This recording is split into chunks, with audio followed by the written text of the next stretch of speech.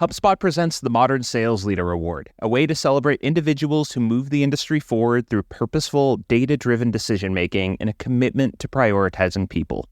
Nominations are open. Visit modernsalesleader.com. Terms and conditions apply.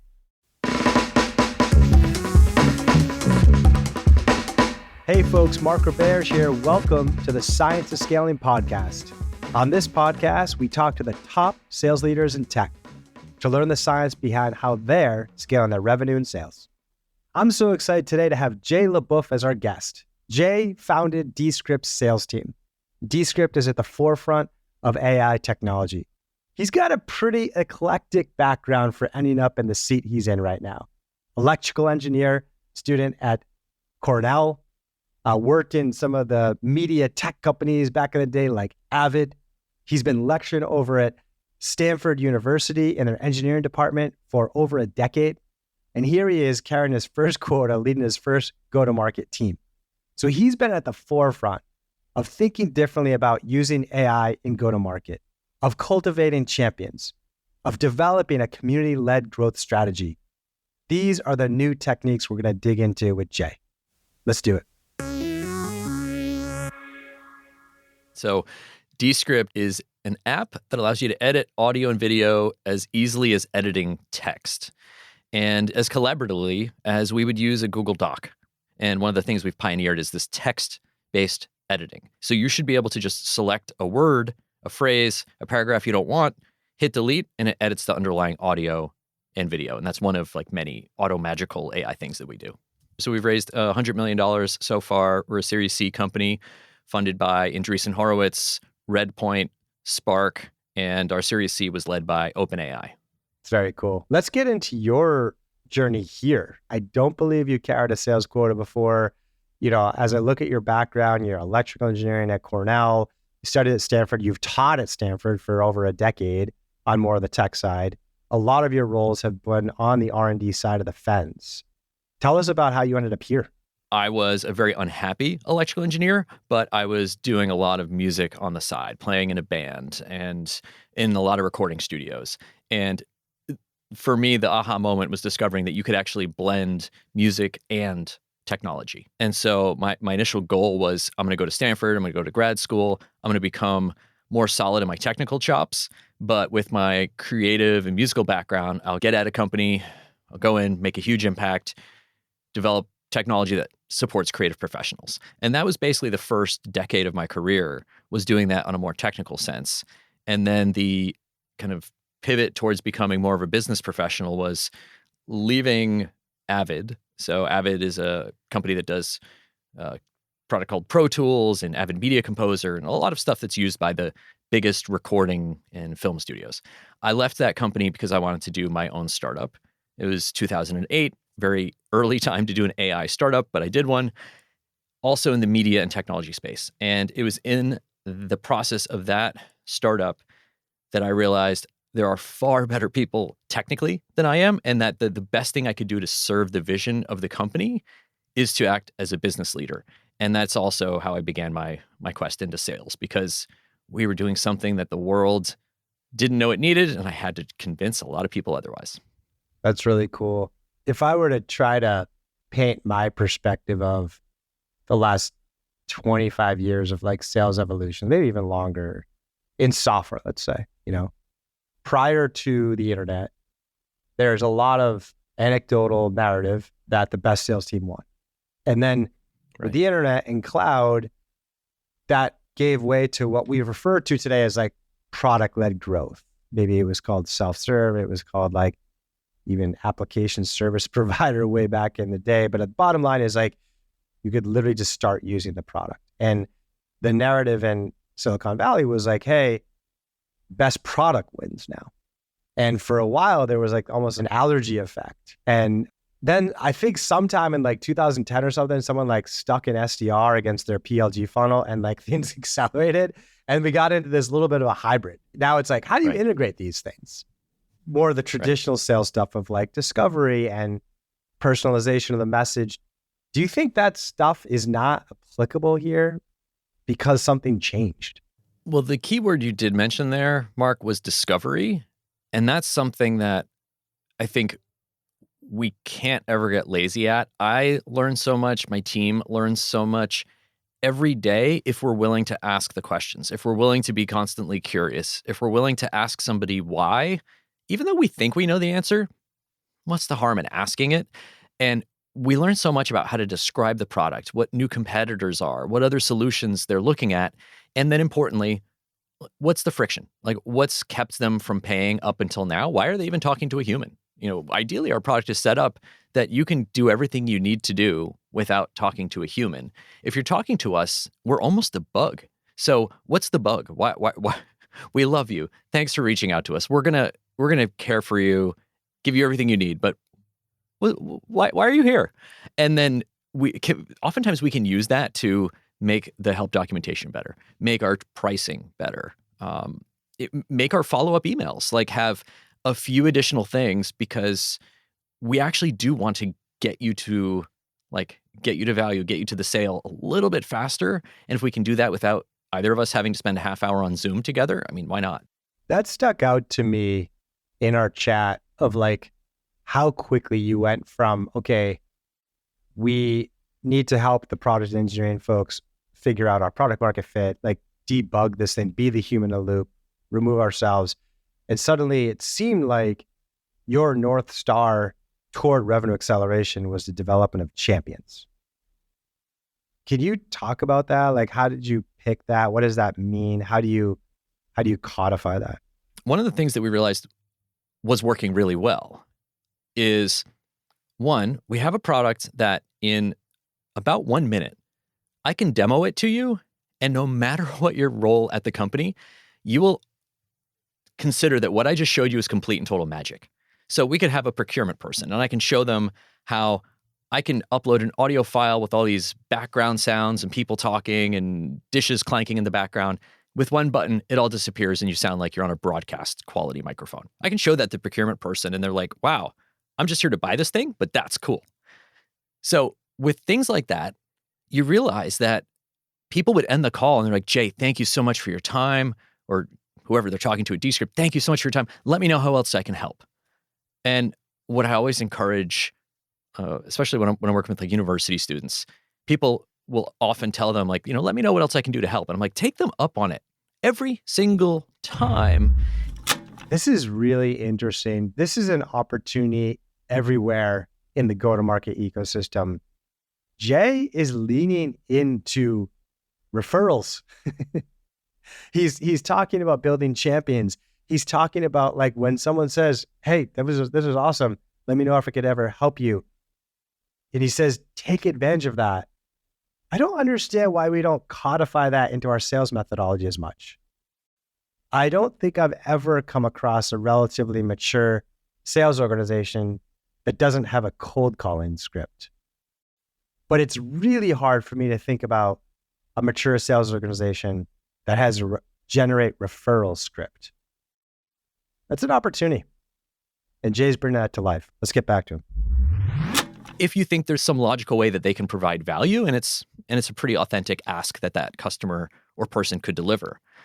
So now imagine that the person comes in the door, we give them a great demo, they purchase the product, we continue to support them, check in on them every now and then, provide them new training materials. The day comes, their account is now like 5, 10, 15 people at their company. Now, they still reach out to me, even though, we've got a team in place that'll handle it. They'll still reach out to me. I want to maintain a relationship with them. But I realize they're so passionate. They always will still ask, what else can I do for you? We wanted to tap into this. So we call those people champions internally. Often they're the first person from an organization that comes into the door. They feel like they're the ones in their company that have discovered Descript. They're the ones that have evangelized for us to, get the PO through, set up the initial team. But then they also start acting as like a custodian for us in their company. They handle the first wave of support requests. They introduce us to new teams. They are the people that I can reach out to when I'm going to a conference and I need to stack it with people on a panel, or our PR team wants to talk to people in the learning and development space. I reach out to those people And it's this wonderful relationship because now I'm elevating them because I'm bringing them onto a panel. I'm showing them as a thought leader for the risk that they took to use Descript. I'm struggling with this a little bit. Like Jay's using the word champion, obviously a word that has been used in sales for a long time. And it's usually in like enterprise selling where you want to have a very strong champion that can get a deal done. And there's a lot of practices out there, best practices out there on how to develop a champion and know if you have a strong champion. I don't know. He's talking about something different here, and I'm trying to get at it. I just want to point that out and let you reflect on it a little bit too, because it might be a piece to how sales is changing and how our perception with our buyers and our power users and our champions is changing. So I think this is a really important comment by Jay. I just want to point that out. And then the more we teach them about Descript and all the ways that we can make their audio and video more impactful, they're able to teach those skills to other people in their company, which makes them a more valuable employee, a better thought leader, a better communicator. So it's this wonderful flywheel. We're super early days. Like my community manager is listening to this right now, being like, we're really just getting started, don't overpromise, but we believe in it and we're going to invest in it. Can anyone be a champion at a company, or do you have to teach your team like who would be a good champion versus not? Well, one of the key criteria, and this could be obvious, but you want to make sure that they're happy first, that they have absolutely no equivocations with the product, even if they have feedback or feature requests or bugs that they feel are longstanding, they feel genuinely heard. They know when we're going to get to those, or if we're never going to accommodate their feature requests, they know exactly why. So if they are happy, if they know that Descript listens to them, trusts them, and we value their feedback, I think it flows both ways because they feel that, and there's almost a sense of like, well, what can I do for Descript? You guys have been so good to me. And at no part in this, Mark, is anybody talking about like, hey, I give you guys $10,000 a year. That's what I do for you. Like we just kind of go past that and we go back to the relationship piece, which is that like human to human thing that maybe sometimes we forget that, Descript doesn't have an enterprise relationship with HubSpot, for example. Descript's enterprise relationship is with Drew, the head of user research at HubSpot. If Drew gets hit by a bus, we need to rebuild up new champions at the company because come contract renewal time, if the new person put in charge doesn't know about us or isn't happy with us, we're going to have a heck of a time. So it's make them happy. I'm kind of putting words in your mouth, but it's like, listen to them, listen to what they care about. And even if we don't have it, make them feel heard. How do you check that they're happy? Are you just like send an MPS out, or like, how do you know they're happy? We've got qualitative, we've got quantitative. On the quantitative side, we use Amplitude internally. So we actually can look at their team account, look at their product usage. That's a great indicator of, Descript's an audio and video editing app. So how frequently is this team actually publishing audio, publishing video, making edits, last logged in? Those are ways that they're using the product. So things are good and trending and they're getting good value from it. The other piece then is what we can determine from our success calls. So one of the first pieces of wisdom given to me, this was by Travis Bryant, who was at Redpoint for a while. He was at Optimizely before that, at Salesforce before that. Travis was like, dude, you got to start recording your calls. I'm like, it's kind of creepy. He's like, no. Get in the habit as soon as you can, because you have an opportunity to share your learnings in the voice of the customer at every opportunity. That's interesting. How do you know if your customer's happy? And I suggested MPS, and he was like, okay, we use a quant approach. But then he didn't go to MPS. He went to Amplitude. He went to usage data. I think that's very powerful. Like MPS is cool. MPS is an amazing innovation in the last decade and helps us see whether they're happy. And I've seen companies have great success using MPS to drive this. But MPS is a survey. And there's reams of research that shows that surveys can be misleading, that people sometimes may be hesitant to share honest feedback in a survey. But when you're speaking with your clicks and your mouse and your usage, that's more powerful, I think. And I just find it really interesting that Jay is trying to evaluate customer happiness first with the usage and identifying those champions and those power users. Let's get back to Jay. And so we adopted Grain, I think at the end of 2020. We've recorded every call since. We now use that insight. We share it on Slack every day when we hear something new. When we hear someone who's really unhappy, we share it in their own words to the product team or to the support team. And when we hear people that are really, really happy, we share it to our community team to say, this person is a candidate for champion. That call recording is so important. I need to ask you, okay, like 10 years from now, is the sales team, today's sales team is like the CRO who oversees 4 directors who each has 5 managers, and each of them have 8 reps each. There's a bunch of SDRs, there's a sales ops team, there's whatever. Is that all replaced by a go-to-market data scientist that's just running the AI? Well, I don't know the answer to that. Mark, I'm going to analogize it to something that I heard you say, I think it was on the Grit podcast. Of you're telling the story of you got job recs for 20 more heads, and you approached your original sales team and basically said, I'm going to give the money to you guys. I think you can do it. I think you can do more with what you have.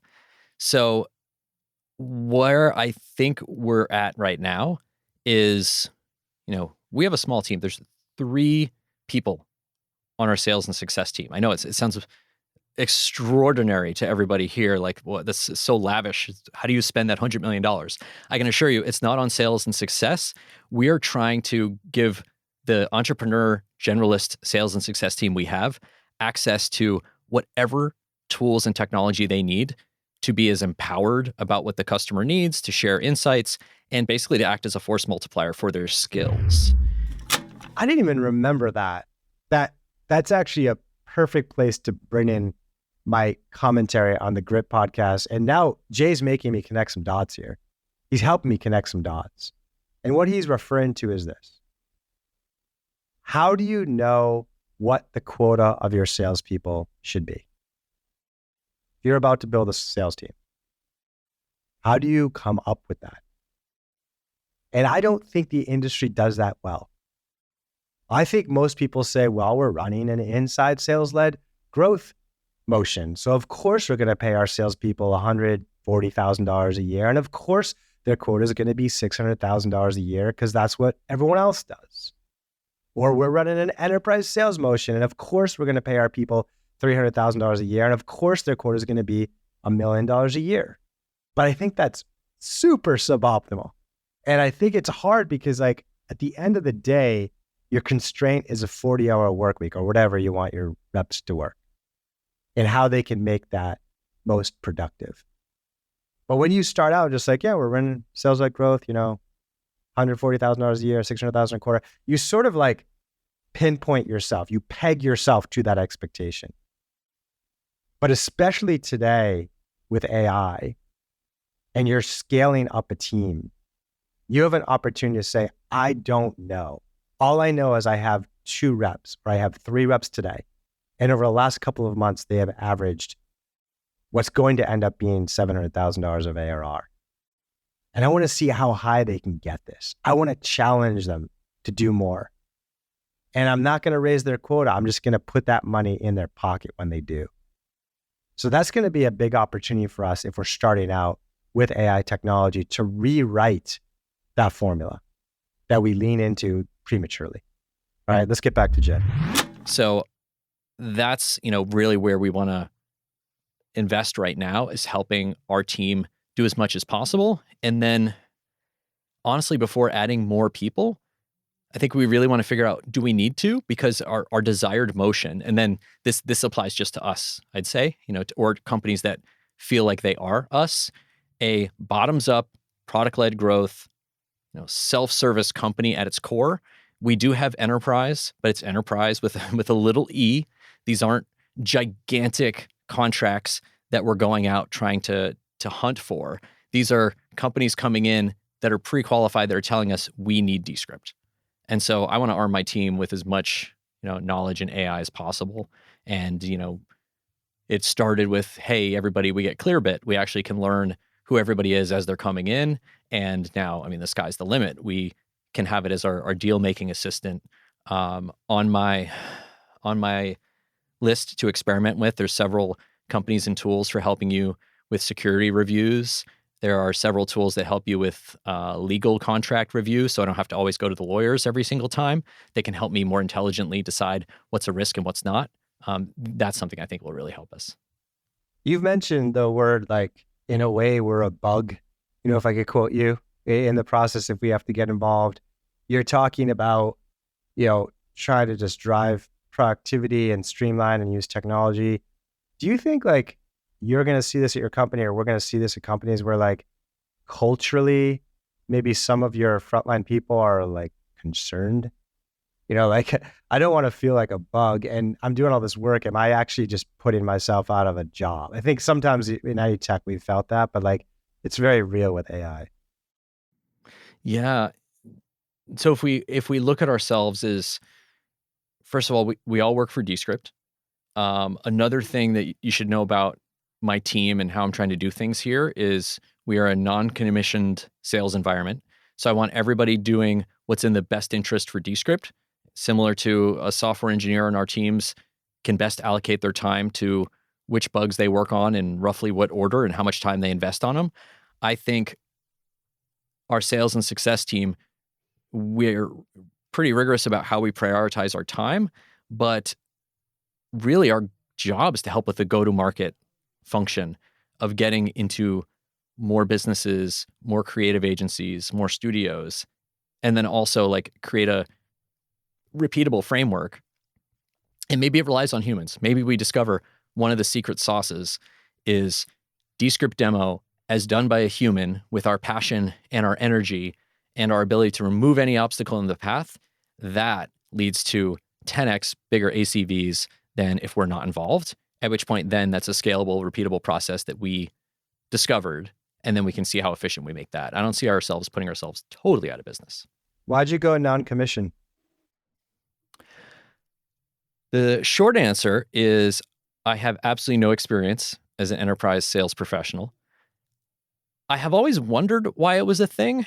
I always felt extraordinarily driven and hardworking, and I didn't feel like I would ever do anything different if I had a commission. But there's also a lot of examples that I've come across, Mark, and especially since we're still very early days of what we're doing, that we would have made some decisions that run at odds with what the product team needs. We would have sold into organizations that might not have been good long-term customers. We would have made some deals that could have churned within 12 months, 18 months, and reflected very poorly on us. And, right now I put a premium on us landing a deal with a well-known customer that has high growth potential. Okay, let's unpack this commission discussion for a second. Well, first off, his last comment here of, like, a commission plan would have ruined the first phases when they're trying to iterate product and voice of customer and debugging. It's like, yeah, we don't need a commission plan designed in there too. I've used it, completely agree. Don't use a comp plan until we have, like, product market fit during the product iteration. It's just not right. And the people that you attract to the job are not right either. They should be at equity, kind of a base salary. They're part of the team, finding fit. What I find to be intriguing is he's scaling without a commission plan too. Seen it here and there. Daniel Pink talked about in To Sell Is Human. Every time I've seen it, someone runs a test next to it, and the traditional comp-driven, variable compensation-driven salesperson outperforms. I don't know why. I agree with Jay's sentiment. It's like the engineers aren't a variable comp plan, but they're really productive. I mean, the skin in the game is they keep their job and they have equity. Why can't that be the case for sales too? And if it's so unique with commission, why don't we put engineers on commission plans too as well? That's a complicated one, but we'll see how it plays out for Descript. Okay, let's get back to Jay. And it doesn't matter if it's 12 months, 18 months. We're at a stage that we can make these bets. We can learn from these customers, bring them into the fold. If they're only 2, 3, 4, 5 users, it's really not a good use of people's time to be closing a lot of those deals. So if they were commissioned, I can see they might want no part of that, and they feel like I'm disincentivizing them to do those. So I actually want to do what's best for Descript right now, which is to basically focus on learning, not selling. I love that innovation. The last piece that we have to unpack that I also think is important for your vision in your role is community-led growth. You mentioned it a little bit earlier. You mentioned Notion being a company that a lot of people look up to on that. Personally, I feel like I'm very bullish on community-led growth. I was very bullish over the years on product-led growth. I think they have similar parallels, and we're probably like community-led growth might be lagging by 4 or 5 years. We're in the infancy. Can you tell us what it is from your perspective and why you are leaning into it so much at Descript? Absolutely. So let me first go by defining it. So I look at community-led growth is ways that we can set up events, activations, ways for our community, our users, and prospective users can interact with each other, can find value in interacting with each other, and can help each other obtain better usage of the Descript product. And through that better usage of the product, through product education, through sharing inspiring stories of how they use Descript to create a popular YouTube video, and then breaking down how the video is made, that is then helping educate and empower future users. Way better than if I created the videos with our marketing team. So where did this come from? In my career, way before you would consider it community-led growth, I first would see it at Avid. So again, Avid Technology makes all these tools for audio recording, video recording, film, TV. They would put on these dinners, and they would invite the biggest music producers, the biggest Hollywood producers that are the power users of the tool, and we would do a dinner for them at conferences and trade shows. And from that experience, you'd have like the inner circle. And those people would give you invaluable feedback. They'd introduce you to new studios. You'd make deals out of a dinner like that, and you weren't even anticipating it happening. I'm having another light bulb moment now, too. It's like, I knew he was a big proponent of community-led growth. And I love community-led growth. I love methodologies that put the customer at the center of it. At the same time, he is calling this thing champions, but I really think in our more normal nomenclature today, he's all about getting referrals. And I'm really starting to see this like culture coming together, this go-to-market culture that's built on top of this community-led growth approach that I hadn't seen before.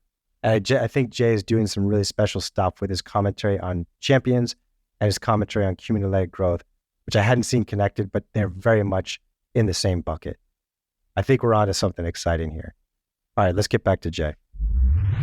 But towards the outer rings, you'd have these forums. One of them was the DigiDesign User Group or DigiDesign User Conference, where users were basically not only sharing tips on like how to fix bugs with each other, but, here's how I recorded this snare drum on this classic track, or here's how I get the best tone out of my guitar amp.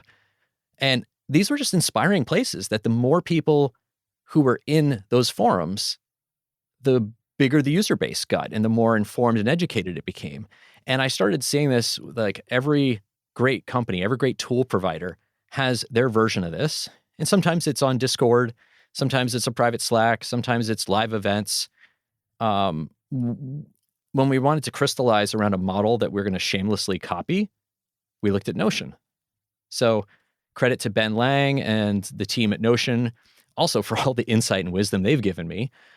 They have this insane community where they have users who will not only share their templates with others, they'll teach you how to build templates, they'll teach you how to use the templates, they will host pop-up events entirely owned, planned, and operated all around the world by these passionate users. And these users, maybe they're on like a $30 a month plan. It's not that they're the highest ACV users or like champions with a capital C.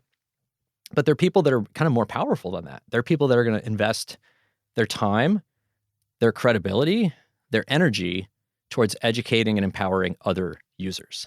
If you have a product that just has this wow factor, I made that up. It's a horrible term, but it's just something where you look at it and you're like, this is magical. I would do anything about this. And there's only like a few tools in my life I feel that way about. If any other company asked me to be a champion, I'd say no, except for these like, top 2 or 3 tools. So if someone's out there listening, a founder or an early sales leader, they're like, oh, we got to do that. How do you get started with community-led growth? Talk to your community. Find the people that you feel like are your biggest fans. Even if there's only, if your company has 10 customers, find the ones that like you'd be most likely to want to go out to dinner with or have a cocktail with. That'll just tell you straight up what's going on and what they need. And treat it as customer discovery. Just as you would go to those customers to figure out what to build next or where the market's going, figure out where they're hanging out. Figuring out what else they need to accomplish their job or to solve the problems they have or to, make them better creatively. And so by bringing in those early pioneers, you're going to hear a lot of things like, where do they hang out? Do they want a Discord or are they better on Slack? Do they like to go to live events or do they like to do virtual events? You're going to learn a lot very early on. After 10, 20 conversations, you probably have a good idea. And then just, again, keep up that curiosity, keep asking why as you go along. Amazing. Jay, we've explored so much ground on sort of the forefront of go-to-market. I'm so excited that someone like yourself found yourself in this role in a company like Descript. So I really appreciate you dropping this knowledge with us today. Thank you, Mark. Thanks for having me.